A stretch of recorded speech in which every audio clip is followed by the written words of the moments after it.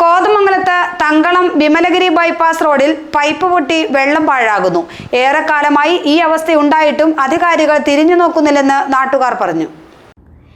തങ്കളം വിമലഗിരി ബൈപ്പാസിൽ ചക്രവർത്തി ഹോസ്റ്റലിന് സമീപത്താണ് ഈ കാഴ്ച. ഇവിടെ ഇങ്ങനെ കാണാൻ തുടങ്ങിയിട്ട് കാലം കുറയായി. ദിവസവും പാഴാകുന്നത് അനേക ലിറ്റർ വെള്ളമാണ്.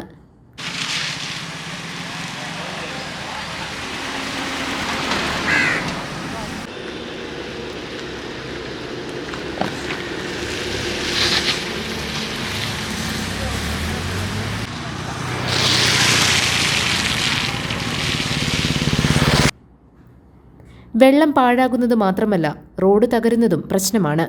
കാൽനടക്കാർക്കും ബുദ്ധിമുട്ടുണ്ടാകുന്നുണ്ട്. ഒട്ടേറെ തവണ ഇക്കാര്യം അധികാരികളുടെ ശ്രദ്ധയിൽപ്പെടുത്തിയിട്ടുണ്ടെന്ന് നാട്ടുകാർ പറഞ്ഞു. എന്നിട്ടും ആരും തിരിഞ്ഞു നോക്കുന്നില്ല.